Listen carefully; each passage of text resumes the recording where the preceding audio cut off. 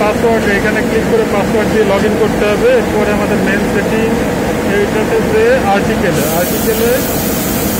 যে এখানে যে প্রোগ্রামটা অ্যাক্টিভ আছে সেই প্রোগ্রামটা রানিং দেখাচ্ছে। এখন এখানে নিউতে ক্লিক করতে হবে। নিউতে ক্লিক করলে নতুন একটা প্রোগ্রাম আসবে। এখানে নতুন প্রোগ্রামে ঢুকে আমাদের data document count AI others যা যা ফাংশন আছে সেগুলো ফুলফিল করা লাগবে। সেটা করার জন্য নিউতে ক্লিক করার পরে এখানে আসবে। এরপরে চেঞ্জে ক্লিক করলে ওইটা এডিট হবে। পরবর্তীতে যদি আমি রানিংটা যদি চেঞ্জ করে দিতে চাই তাহলে চেঞ্জ আর্টিকেলে দিলে এইটা আউটে এইখানকারটা এখানে ঢুকে যাবে। আচ্ছা, এরপরে স্ল্যাব করতে হলে ডেস্টিনেশনে ক্লিক করা লাগবে। ডেস্টিনেশনে ক্লিক করে স্ল্যাব আর ডায়া দেওয়া লাগবে। এটা ম্যানুয়ালিও দেওয়া যায় বা পেন ড্রাইভ দিয়েও দেওয়া যায়। এখানে সেটিং এইগুলাই। এরপরে সেটিং হচ্ছে এইখানে যে প্যারামিটারে ঢুকে এইখানে দেওয়া লাগবে সিঙ্গেল স্পিড আর ডিসপ্লেসমেন্ট আমাদের সেন্সিভ থেকে নেওয়া লাগবে। এরপরে এইখানে কোনো সেটিং নাই, এইখানেও নাই, এইখানেও কোনো কিছু নাই।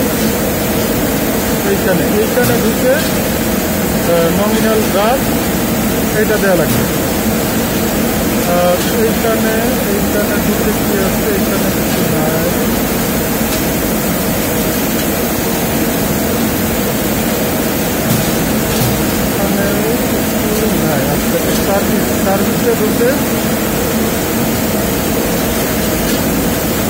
সার্ভিসে ঢুকে এটা অলওয়েজ 75 হার্জ থাকবে।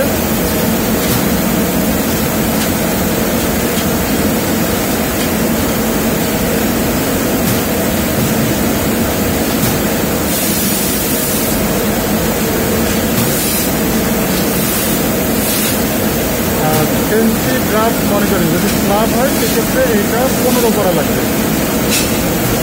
তাহলে আমাদের টোটাল সেটিং এইগুলোই। প্রথমে আর্টিকেল সেটিং এখানে ঢুকে ক্রিয়েট নিউতে দিয়ে ডাটা চেঞ্জ করে এটা চেঞ্জ আর্টিকেল করতে হবে। এরপরে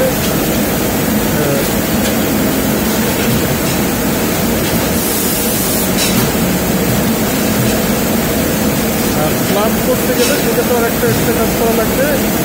এইখানে এসে এই এসএম রিবুট এই ডাটাগুলো সব ইয়েস করা লাগবে। ইয়েস করে দিয়ে মনিটর অফ এবং অন করা লাগবে। পরবর্তীতে অটোমেটিক্যালি এটা আবার নো হয়ে যাওয়ার কথা। যদি নো হয় তাহলে বুঝতে প্রোগ্রাম ঠিক আছে। আর যদি ইয়েসি থাকে চেঞ্জ না হয় তাহলে বোঝা লাগবে সেটা ঠিক নাই।